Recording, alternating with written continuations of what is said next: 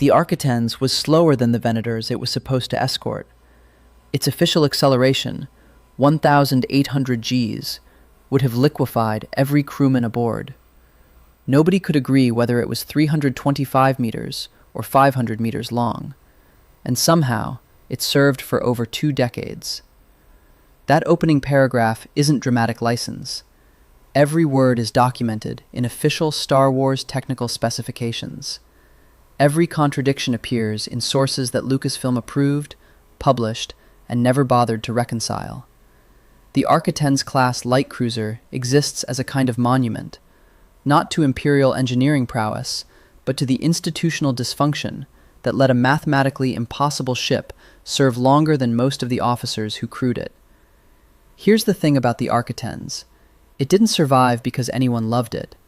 It didn't persist because the design proved itself in combat against all odds. It hung on for 27 documented years because the Imperial Navy was too fragmented to agree on what should replace it, and because the writers who invented the ship never understood the numbers they were assigning to it. This is a story about 2 kinds of failure running in parallel, one fictional, one very real. The Empire failed its own warship through bureaucratic paralysis. The creators failed their own universe through physics illiteracy. The ship caught in the middle? It just kept flying. Too angry to become obsolete. Too stubborn to let contradictory specifications ground it. When Kuat drive yards rushed the Arquitens into production at the outbreak of the Clone Wars in 22 BBY, the Republic Navy received something peculiar. On paper, the specifications looked reasonable enough. A 325-meter light cruiser, crew complement of 100. Mission profile: escort larger capital ships, screen against starfighter attacks, provide mobile command platforms for Jedi generals coordinating clone operations across multiple theaters. Standard stuff, the kind of vessel every navy needs, smaller, faster ships to protect the big ones that can't be everywhere at once. But the paper lied. Or rather, the paper contradicted itself so thoroughly that lying might have been the more honest option. The Kuat orbital facilities in those early war months operated under conditions approaching controlled chaos. Picture the scene.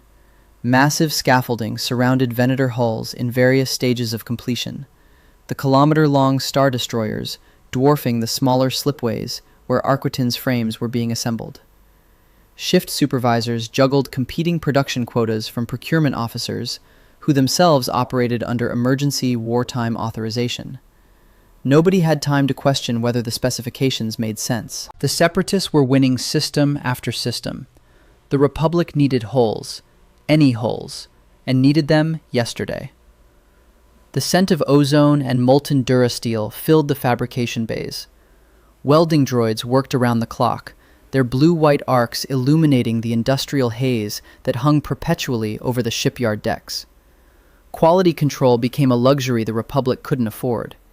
And in that environment, the Arquitens emerged, a ship designed by committee, approved by desperation, and deployed before anyone verified that its numbers added up.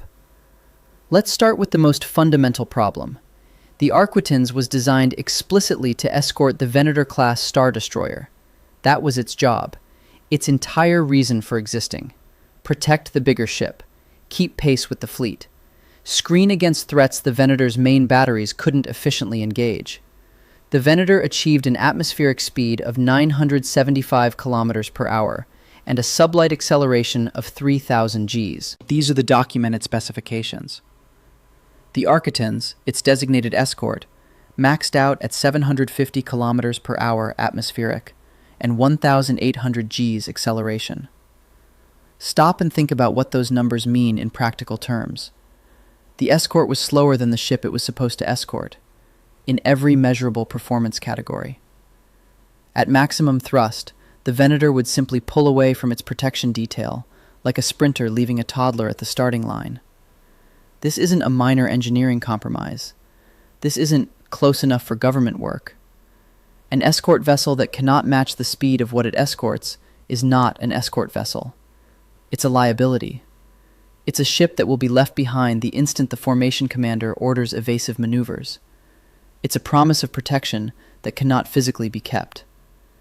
The problem extended into hyperspace. The Venator utilized a Class 1 hyperdrive, top-tier faster-than-light capability. The Architans packed a slower Class 2 system, so even when the fleet jumped to light speed, the escorts lagged behind. They'd arrive late to their own protection details, dropping out of hyperspace to find the Venators already engaged, already winning or losing battles that the Architans was supposed to help fight. Picture the tactical absurdity. A separatist fleet is detected in the Christophsis system. Republic Naval Command dispatches a task force, 2 Venators and 4 Arquitans escorts. The Venators jump to hyperspace at their Class 1 rating. The Arquitans follow at Class 2. The Venators arrive first, engage the enemy, take fire that the escorts were supposed to help absorb. By the time the Arquitans drop out of hyperspace, the battle is half over. The ships designed to screen the fleet show up after the screening was needed. "Where were you?" the Venator captain would ask. "On our way," the Arquitans commander would answer. "Our hyperdrive couldn't keep up." This wasn't a theoretical problem. It happened, repeatedly, throughout the Clone Wars. An escort ship that keeps showing up late isn't escorting anything. It's following. But here's where the real absurdity begins. Those acceleration numbers, the 1,800 Gs I mentioned at the start, let's talk about what happens to a human body at 1,800 Gs of acceleration. The answer is nothing good. The answer is nothing survivable. The human body can withstand sustained acceleration of roughly 10 to 15 Gs before suffering catastrophic physiological failure.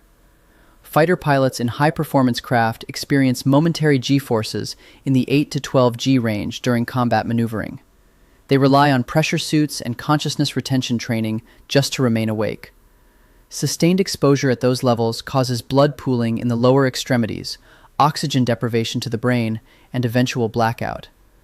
Push beyond 15 Gs for any significant duration, and you start causing permanent damage. Organ displacement, vascular rupture, death.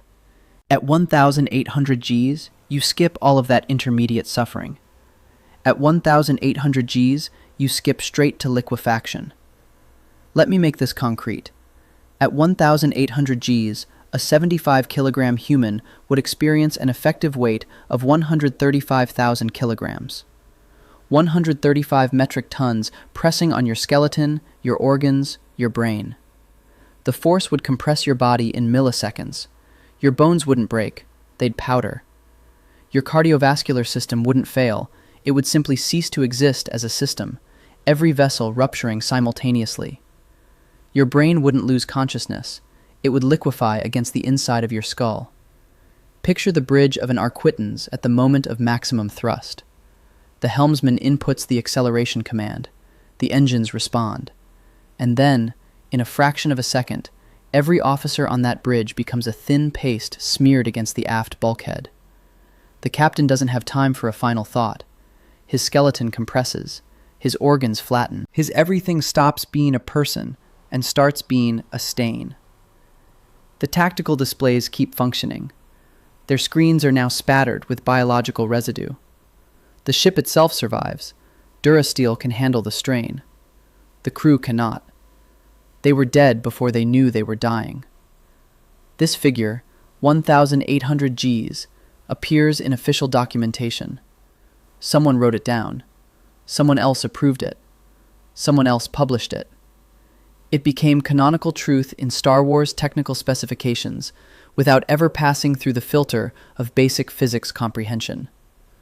The number exists in the documentation. The explanation for how crews survive it does not. You might argue, but inertial dampeners exist in Star Wars. They hand-wave this stuff away all the time. And you'd be right that inertial compensation is a staple of Star Wars physics. But here's the problem. No source document provides specifications for Arquitans-class inertial dampening systems capable of compensating for 1,800 Gs while maintaining internal artificial gravity at comfortable levels. The technology would need to perfectly cancel 1,799 Gs of acceleration while allowing the 1 G of normal ship gravity to function. The precision required would make it the most sophisticated system on the vessel, more complex than the weapons, more critical than the hyperdrive, more essential than anything else. And yet, it doesn't appear in any technical readout. It's not listed as a component. It has no maintenance requirements. It doesn't exist on paper. The energy requirements alone make the specification absurd. To accelerate a 325-meter Durasteel warship at 1,800 Gs would require power output rivaling a small star. The thrust-to-weight calculations don't merely fail, they fail spectacularly. The ship's listed mass and the ship's listed engine specifications produce numbers that don't agree by factors of 10. Either the Architens weighs a fraction of what any vessel its size should weigh, essentially a hollow shell with no armor, no weapons, no crew quarters, or the engines produce thrust levels that would make them the most powerful sublight drives in the galaxy, mounted inexplicably on a light cruiser rather than a dreadnought. What does exist is a number, 1,800, that someone typed into a technical document without understanding what it meant.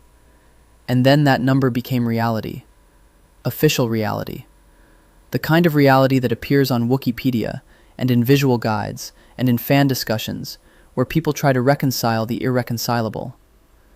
The weight problem adds another layer to this physics nightmare. The vessel's listed mass creates an issue identical in structure to the acceleration absurdity. The ship should weigh approximately 10 times what its listed engines could actually handle. Run the thrust-to-weight calculations, and you find that the propulsion systems specified in technical readouts could never achieve the documented performance characteristics. Either the ship was far lighter than any vessel of its documented dimensions could reasonably be, a hollow shell with no internal structure, no weapons, no crew quarters, or the engines were far more powerful than their specifications indicated, in which case, why document the wrong numbers? Neither possibility inspires confidence. Both possibilities suggest that whoever compiled the technical readouts never bothered to check if page 1 was compatible with page 12. And then there's the length. This is where things get genuinely strange. The Republic-era Arquitens was officially 325 meters long. This figure appeared in Clone Wars documentation, in Imperial Starfleet manuals, in RPG sourcebooks that tried to provide coherent statistics for tabletop gaming. 325 meters. A respectable size for a light cruiser. Nothing controversial about it. Then the Empire came along. And the Empire's version of the Arquitens class command cruiser, listed an entirely different length, 230 meters. A 95-meter discrepancy. Nearly a third of the ship simply vanished from the paperwork between the Republic and Imperial eras. No official explanation was offered for this reduction. The command cruiser designation suggested modifications had been made, but no document described removing 95 meters of hull. The visible profile remained essentially identical. Same bridge tower proportions, same engine arrangement, same weapons array positioning. Yet the official length shrank by almost 100 meters. Where did that hull go? Into some bureaucratic void where inconvenient specifications disappear? It gets worse. While the Imperial variant allegedly shrank in physical dimensions, its crew requirement exploded by 750%. The Republic Arquitens operated with 100 personnel. The Imperial Arquitens class command cruiser required 750 crew members. That's a 650% increase in personnel crammed into a ship that had supposedly gotten smaller.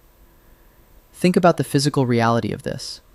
750 people in a 230-meter ship. Where do they sleep? Where do they eat? The bunks would need to stack floor to ceiling. The corridors would narrow to single-file passages. Common areas would cease to exist. Every cubic meter of interior space would contain human bodies pressed against each other, breathing each other's air, stepping on each other's feet. The ship would function as a submarine during a depth charge attack. Permanent claustrophobia, permanent crowding, permanent misery. The mathematics are brutal. A 230-meter ship with standard internal deck spacing might have 15 to 20 habitable decks. Subtract the engineering sections, the reactor space, the weapons systems, the command areas, and you're left with maybe 40% of the vessel's volume for crew accommodations and common areas. Now fit 750 people into that space. Give each of them a bunk, a locker, access to head facilities, a seat in the mess hall. The numbers don't work. They can't work. The ship doesn't have room for its own crew. Unless, of course, the numbers are just wrong. Unless someone in the Imperial Procurement Office randomly selected new figures without reference to the existing documentation. Unless the technical specifications were created by people who never visualized what those specifications meant in physical space. This brings us to the Clone Wars themselves. Because the Arquitans didn't just exist on paper, it fought, it bled, it failed its crews in ways that the documentation only hints at. The Battle of Ryloth in 21 BBY provides one of the earliest documented examples of Arquitans' operational failure. Republic forces moved to break the Separatist blockade over the Twi'lek homeworld. Venator-class Star Destroyers formed the backbone of the assault force, with Arquitans' escorts assigned to screen against Vulture droid swarms. When Admiral Yularen ordered the fleet to maximum acceleration for the attack run, the Venators surged forward. The Arquitans didn't surge. They accelerated at their documented maximum, 1,800 Gs on paper, though obviously something far less in practice, given that the crews survived, and watched the Venators pull ahead. The screening formation dissolved. The escorts meant to protect the capital ship's flanks fell behind those flanks. By the time the engagement began in earnest, the Arquitans were still closing the gap rather than providing coverage. Clone naval officers learned to compensate. They had to. Standard doctrine called for escorts to maintain formation integrity with the main battle line, but standard doctrine assumed the escorts could keep pace. Arquitans' captains developed their own informal procedures: jump ahead of the Venators, establish a defensive position before the capital ships arrived, then fall behind during the main engagement as the faster vessels pushed forward. It was inefficient. It wasted fuel. It meant the escorts were never quite where they should be. But it was better than the alternative, showing up after the shooting stopped. The Battle of Camino in 21 BBY offers another case study in Arquitans' deployment, or rather, the notable absence of it. When Separatist forces under General Grievous launched their assault on the cloning facilities, the Republic Defense Force consisted primarily of Venator-class Star Destroyers and smaller Consular-class cruisers. Arquitans-class vessels were stationed in neighboring systems, ostensibly available for rapid reinforcement. They didn't arrive until the battle was effectively over. The problem wasn't cowardice or incompetence. The problem was physics. When the alert went out, the Arquitans stationed at Rishi began their jump preparations. Their Class 2 hyperdrives required longer calculation times than the Class 1 systems on larger vessels. By the time they dropped out of hyperspace over Camino, clone troopers were already conducting damage assessments on Topoka City. The escorts had responded as quickly as their specifications allowed.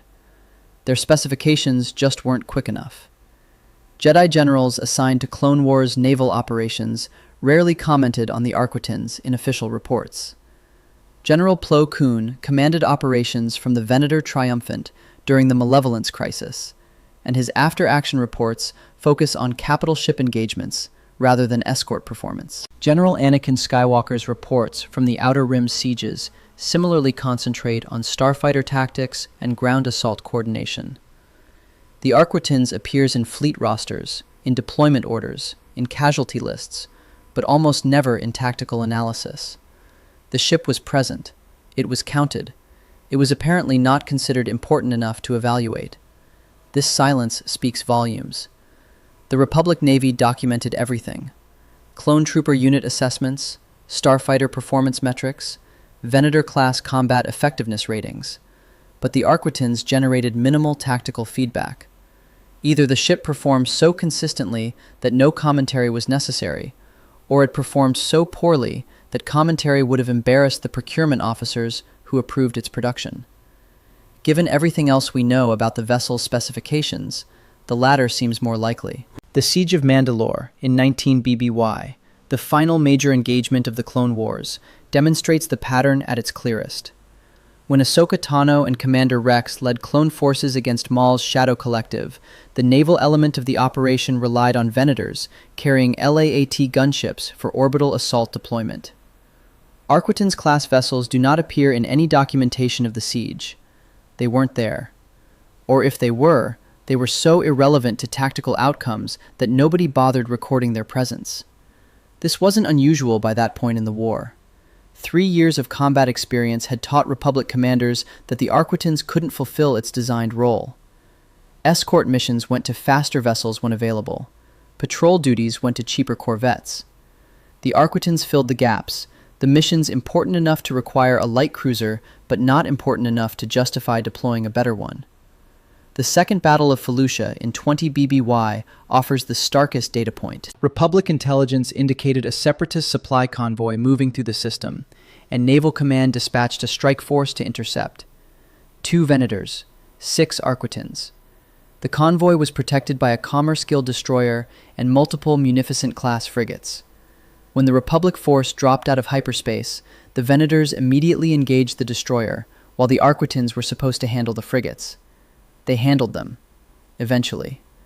The engagement lasted 4 hours longer than tactical projections suggested, primarily because the Arquitens couldn't close the distance quickly enough to bring their weapons into effective range. The Munificent-class frigates, themselves not particularly fast ships, managed to keep pace with the convoy, while the Arquitens struggled to intercept. What should have been a quick raiding action became an extended chase. The convoy escaped. The Commerce Guild destroyer was destroyed, but the supplies it was protecting reached separatist lines. The after-action report from that engagement was classified at the time and remains difficult to access. But fleet scuttlebutt traveled fast. Clone officers began referring to Arquitens' escort duty as watching the hyperlanes, rather than protecting the fleet. The implication was clear. You'd be watching the fleet jump away while you waited for your own drives to spool up. When the Republic fell and the Empire rose in 19 BBY, the organizational chaos that followed made the Clone Wars seem like a model of efficiency. Emperor Palpatine's new order consolidated political power at the top, while fragmenting military authority across dozens of competing power centers. Regional Moffs gained sector fleets as personal assets. Grand Moffs accumulated naval resources that rivaled core world defense forces. The Imperial Navy nominally answered to Imperial Center, but in practice, procurement decisions happened at levels where nobody was checking if the specifications made sense. The Arquitens should have been retired during this transition. It was a Clone Wars design, developed under emergency conditions for a military that no longer existed. The Republic Navy had ceased to exist. The Grand Army of the Republic had been reorganized into the Stormtrooper Corps. Every other aspect of the military apparatus underwent review, restructuring, or outright replacement. But the Arquitens slipped through. Why? Because retiring a capital ship class, even a light cruiser, requires institutional consensus that the Empire couldn't achieve. Somebody has to propose the retirement. Somebody else has to approve it. Somebody else has to fund the replacement. Somebody else has to manage the transition. Somebody else has to train crews on the new vessels. Somebody else has to update the supply chains. Somebody else has to revise the tactical doctrines. In the Imperial system, each of those somebodies reported to a different authority. The Moff proposing retirement might be a rival of the Moff controlling the shipyard that built Arquitens' replacements. The procurement officer approving funding might owe his position to a Grand Admiral who preferred different designs. The training academies answered to Imperial Center, but the fleet commands answered to regional authorities. Getting all of these entities to agree on replacing a light cruiser would require either direct Imperial attention, which Palpatine reserved for Death Stars and secret projects, or the kind of interdepartment cooperation that Imperial culture actively discouraged. The Empire had alternatives. The Carrack-class light cruiser offered comparable tonnage with better documented specifications. The Dreadnought-class heavy cruiser provided heavier firepower for missions requiring more punch than the Arquitens could deliver. The Raider-class corvette offered a smaller, faster platform specifically designed for anti-starfighter work. Each of these vessels had advocates within the Imperial Navy. Each had production lines capable of scaling up. Each could have replaced the Arquitans in its patrol and escort roles. But replacing means agreeing, and the Imperial system couldn't agree. Consider the bureaucratic landscape. Grand Admiral Thrawn preferred precision instruments, smaller, more maneuverable vessels that could execute complex tactical maneuvers. Grand Moff Tarkin wanted overwhelming force, star destroyers everywhere, smaller vessels beneath his notice. Sector Moffs wanted whatever they could get their hands on to protect their territorial holdings. Each power center had different priorities, different budgets, different relationships with the shipyards. No single authority existed to say, the Arquitans is retired effective this date. All units will transition to Carrack-class cruisers over the following 18 months. The Carrack class illustrates the problem perfectly. It was a good ship, 350 meters long, well armed for its size, fast enough to actually perform escort duties. Multiple Imperial officials advocated for expanded Carrack production to replace aging light cruiser designs. But Carrack hulls came from different shipyards than Arquitans' hulls, different supply chains, different maintenance procedures, different training requirements. Transitioning from one to the other would require coordination across sectors that barely communicated with each other. So the Arquitans kept flying. Not because anyone wanted it, because nobody could coordinate its retirement. The Imperial variant, the Arquitans-class command cruiser, represents the Empire's half-hearted attempt to address the original design's problems without actually solving them. Official documentation from sources like the RPG sourcebooks lists the command cruiser at 230 meters rather than 325 meters. The crew complement jumped to 750 from the original 100. The armament shifted. 4 quad laser turrets, concussion missile launchers, a tractor beam projector. The hyperdrive improved slightly, though exact specifications vary by source. None of these modifications addressed the fundamental speed problem. The command cruiser variant was still slower than the star destroyers it was supposed to escort. The Imperial Navy had replaced the Venator with the Imperial-class Star Destroyer, a ship that achieved different performance characteristics but still outpaced the Arquitans in sustained operations. The escort that couldn't escort remained an escort that couldn't escort, just with a fancier name. The length discrepancy between 325 meters and 230 meters was never officially explained.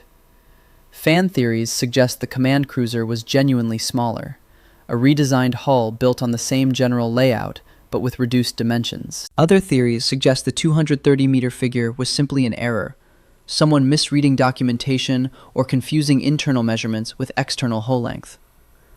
No official source has clarified which interpretation is correct. Both figures appear in published materials that Lucasfilm approved. This is the kind of contradiction that compounds over time. Every subsequent reference to the Arquitans must choose a number. Some sources picked 325, some picked 230. Some picked different numbers entirely, the 500-meter estimate that appears in certain scaling analyses, the roughly 200-meter figure that appears in Legends-era Wikipedia discussion pages. The ship exists in multiple sizes simultaneously, a Schrodinger's cruiser whose length depends on which document you open. The crew complement issue is even more baffling. 100 crew members for the Republic variant made sense. A light cruiser with minimal automation requiring a proportionally small crew. 750 crew members for the Imperial variant makes sense only if the ship underwent a complete internal redesign, replacing crew quarters with some system requiring hundreds of additional operators. But no such system is documented. The weapons loadout remained comparable. The hyperdrive remained comparable. The mission profile remained comparable. Where did the extra 650 people go? What were they doing? One theory holds that Imperial naval doctrine simply required more crew redundancy than Republic doctrine. If 3 clone troopers could handle a console, maybe 10 stormtroopers were assigned to the same position. Inefficient, yes, but consistent with Imperial approaches to manpower, throwing bodies at problems rather than optimizing processes. Another theory suggests the 750 figure included a marine complement for boarding operations, expanding the Arquitans' mission profile from pure escort duty to ship-to-ship assault capability. But this theory lacks documentary support. No source describes Arquitens-class vessels serving as marine transports. The most likely explanation is the simplest one. Somebody made up a number. The same institutional process that produced the 1,800 g acceleration figure and the 230-meter length measurement also produced a crew complement that nobody bothered to justify. The number went into the database. The database became canon. The canon became the Arquitens. By the time of the Galactic Civil War, the Arquitens had achieved a kind of institutional immortality. It wasn't good enough to champion.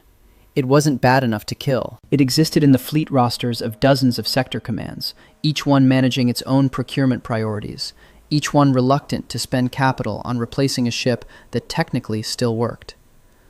The animated series Rebels, set between 5 BBY and 0 BBY, depicts Arquitens-class vessels in Imperial service throughout its run.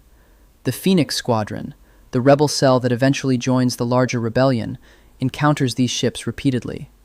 Grand Admiral Thrawn's 7th Fleet includes Arquitens escorts alongside the larger Imperial Star Destroyers. The vessel appears in backgrounds, in chase sequences, in battles where it serves the visual function of medium-sized Imperial ship, without receiving significant narrative attention.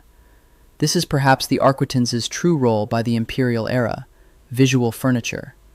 A ship that appears because the scene requires Imperial ships, not because the story specifically needs an Arquitens. The design is distinctive enough to register as Imperial Navy, without being distinctive enough to distract from the Star Destroyers that carry the visual weight of Imperial power. It fills space. It gets destroyed by rebel attacks. It chases freighters through hyperspace. It does ship things without being a ship that matters. Phoenix Squadron's encounters with Arquitens-class vessels reveal some of the design's practical limitations. In multiple episodes, rebel starfighters engage these cruisers directly, exploiting their relatively light anti-starfighter defenses to score damaging hits before Imperial reinforcements arrive. The quad laser turrets that constitute the Arquitens' primary close-range defense prove inadequate against concentrated A-wing attacks. The ship's acceleration, whatever the actual figure, since 1,800 Gs is obviously fictional, fails to keep pace with fleeing rebel corvettes. The Arquitens serves as an obstacle rather than a threat, something to be evaded rather than feared. Hera Syndulla, pilot of the Ghost and eventual leader of Phoenix Squadron, never comments on the Arquitens specifically in recorded dialogue, but her tactical approach to Imperial light cruisers suggests a consistent assessment. Dangerous enough to avoid direct engagement, slow enough to outrun, underdefended enough to disable if necessary. The Arquitens occupies the tactical middle ground where it can threaten small rebel craft but cannot catch them, and where it can screen larger Imperial vessels but cannot protect them effectively. The Ghost's escape from an Arquitens blockade in one early Rebels episode demonstrates this dynamic. The Imperial cruisers have established a cordon around a Rebel supply point. The Ghost needs to break through. In a universe where the Arquitens could actually accelerate at 1,800 Gs, escape would be impossible. The cruisers would catch the freighter before it could jump to hyperspace.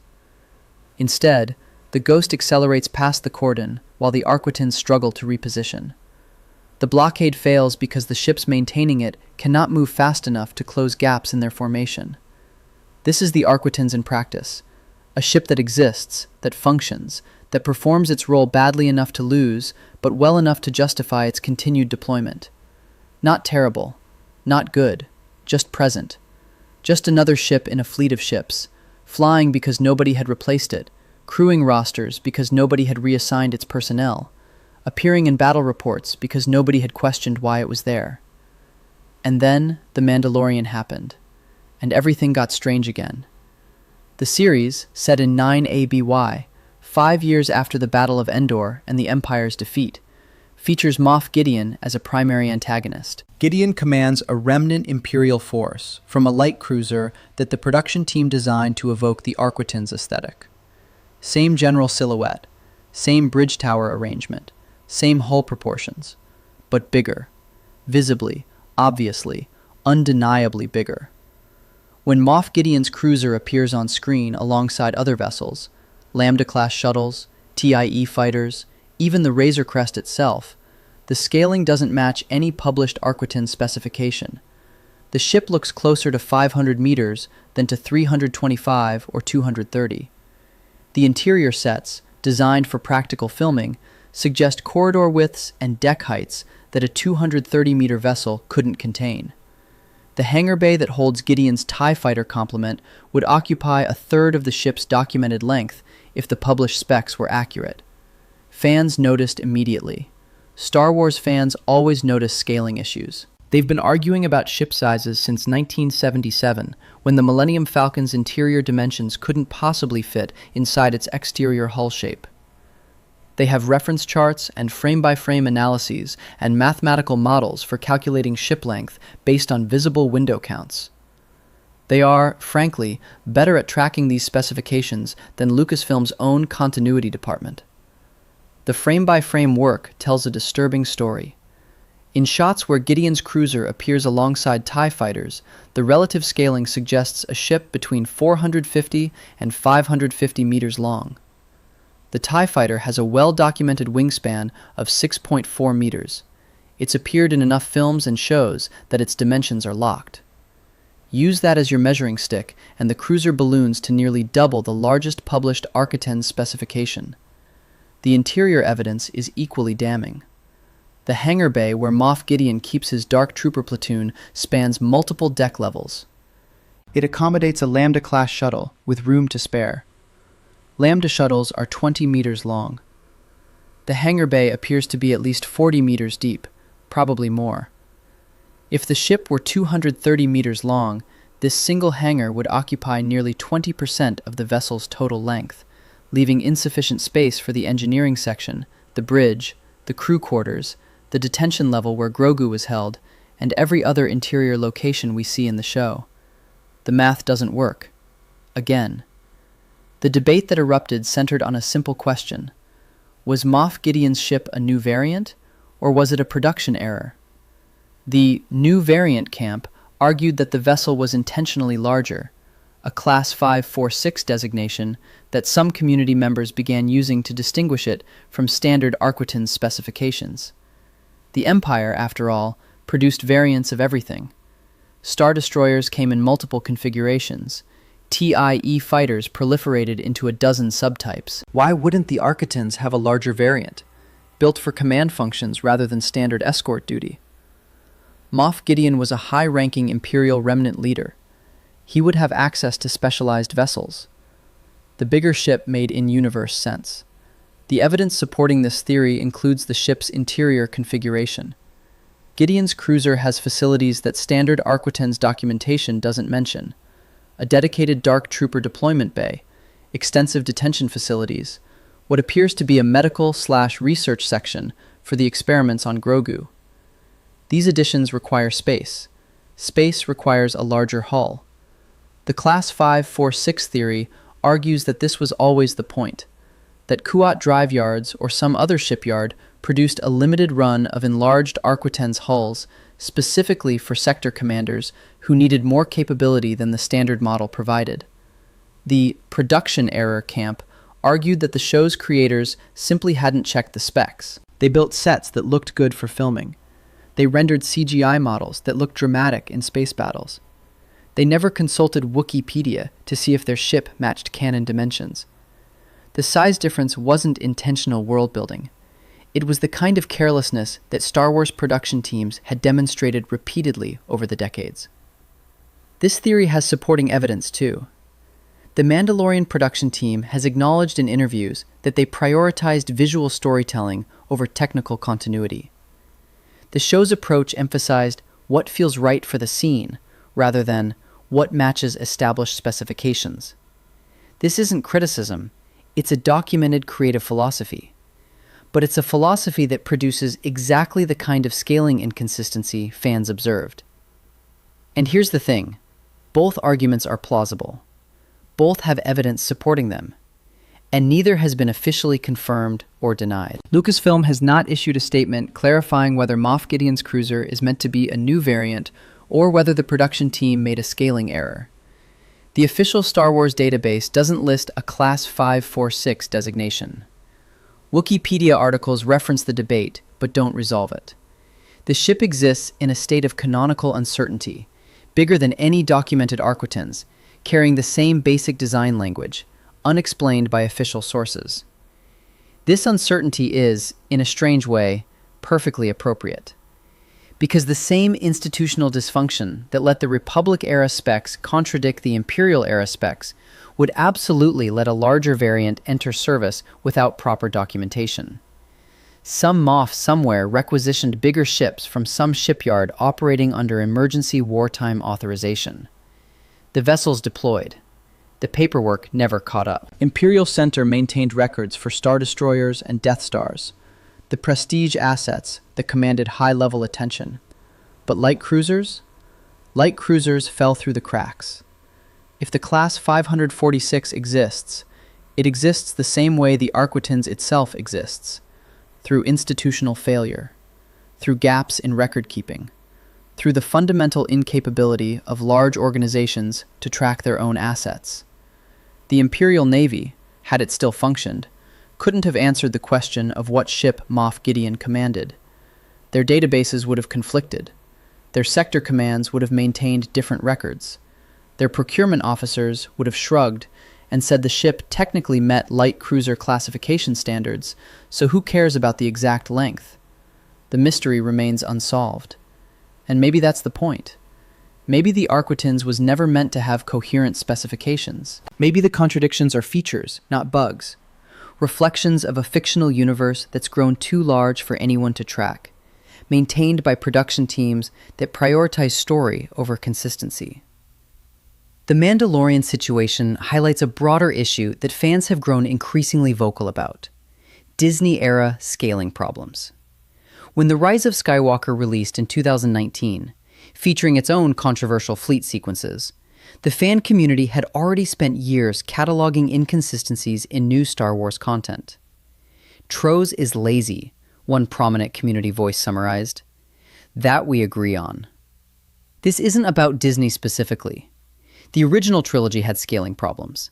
The prequel trilogy had scaling problems. The Clone Wars animated series had scaling problems. Star Wars has always been a franchise where visual spectacle takes priority over mathematical consistency.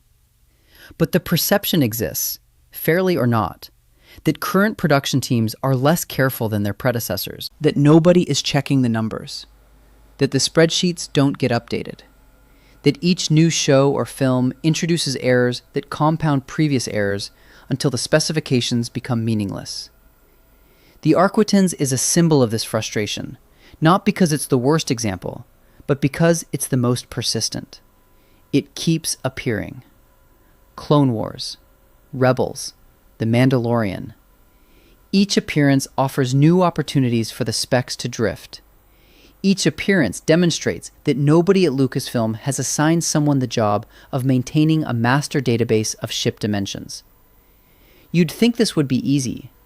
You'd think a multi-billion-dollar franchise would have one person, just one, whose job was to ensure that when a ship appears on screen, it matches published technical specifications. That the 325-meter cruiser doesn't suddenly become 500 meters because the set builders wanted bigger corridors. That the acceleration figures at least approach physical plausibility. That the crew complement fits inside the documented dimensions without violating fire codes. But that person apparently doesn't exist. Or if they do, they don't have the authority to change anything. The numbers get published, the episodes get made. The contradictions pile up until fans notice, complain, invent theories to explain the inexplicable, and eventually accept that Star Wars ship specifications are more guidelines than actual measurements. This brings us to the dual-layer critique that the Arquitans embodies. Layer 1. Imperial institutional dysfunction. A fictional bureaucracy so fractured that it couldn't track ship lengths, couldn't coordinate replacement programs, couldn't standardize technical specifications across sector commands. The Arquitans survived 27 years not through merit, but through inertia, through the gaps in governance, through the fundamental inability of large organizations to retire anything that still technically functions. Layer 2. Writer incompetence. A real-world production process that assigned physically impossible acceleration figures, contradictory dimensional measurements, and crew complements that don't fit the documented interior space. The Arquitens specifications weren't checked because nobody's job was to check them. The numbers went into official documents because that's what happens when people work on tight deadlines without cross-referencing their figures. These two layers run parallel. They reinforce each other. The fictional dysfunction mirrors the real-world carelessness, and vice versa. The Arquitens becomes a nexus where both kinds of failure meet, where the Empire's inability to manage its fleet documentation reflects the franchise's inability to manage its canon specifications. Some fans find this frustrating. They want consistency. They want the numbers to make sense. They've built spreadsheets tracking every appearance of the Arquitens, calculating probable dimensions from on-screen scaling, trying to determine the true specifications of a ship whose truth keeps changing. Other fans find it endearing. They've embraced the Arquitens as a scrappy survivor, the ship that refused to die despite everything working against it. Local ship too angry to become obsolete became a rallying cry precisely because it acknowledged the contradictions while celebrating the persistence. The Arquitens keeps appearing. That's what matters. The specs are broken, but the ship flies anyway. And maybe there's something genuinely admirable about that persistence. Think about what the Arquitens has endured. It was designed by committee under wartime pressure. It was deployed with specifications that couldn't physically work. It was given a mission profile, escort duty, that it was too slow to perform. It was handed off to an empire that couldn't agree on whether to keep it or replace it. It was documented by writers who couldn't agree on how long it was. It was resurrected in new media by production teams who made it bigger without explaining why. Through all of this, the Arquitens kept appearing, kept flying, kept being deployed by captains who needed a ship and had this one available.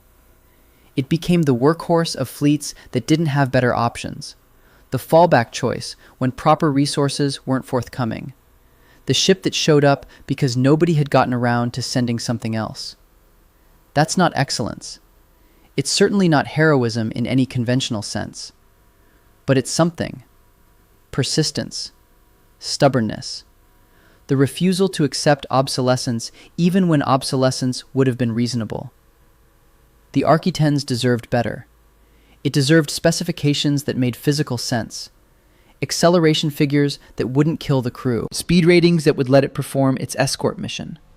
Length measurements that didn't change between eras without explanation. Crew complements that could physically fit inside the documented hull. It deserved an empire capable of either using it properly or replacing it efficiently. A military bureaucracy that could standardize its technical documentation. A procurement system that could coordinate across sector commands. A leadership structure that paid attention to light cruisers rather than only caring about superweapons. It deserved writers who understood physics, who checked their numbers before publishing them, who maintained internal consistency across decades of content, who assigned someone, anyone, the job of ensuring that new appearances matched existing specifications. The Arquitens got none of these things. What it got was 27 years of service, despite everything. A run longer than most Imperial officers' careers. Appearances across multiple eras of Star Wars storytelling. A fan community that debates its specifications with more rigor than Lucasfilm ever applied. A place in the fleet rosters of a franchise that will continue telling stories long after we've all stopped caring about the difference between 325 meters and 230 meters. The Class 546 remains a mystery. The official acceleration rating remains a physics violation. The length remains uncertain. The crew complement remains mathematically implausible.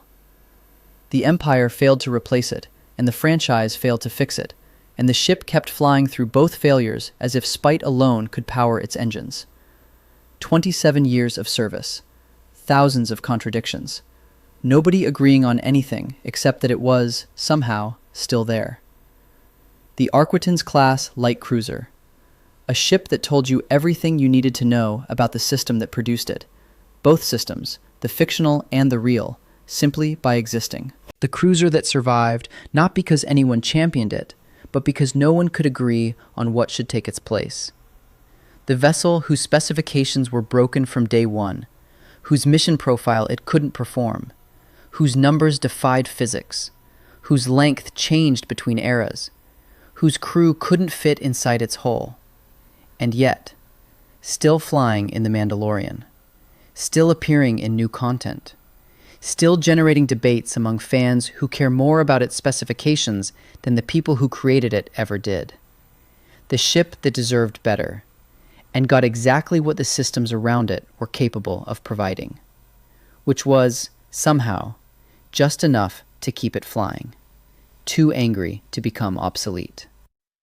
And the Empire, both of them, that failed it. Subscribe for more stories like this.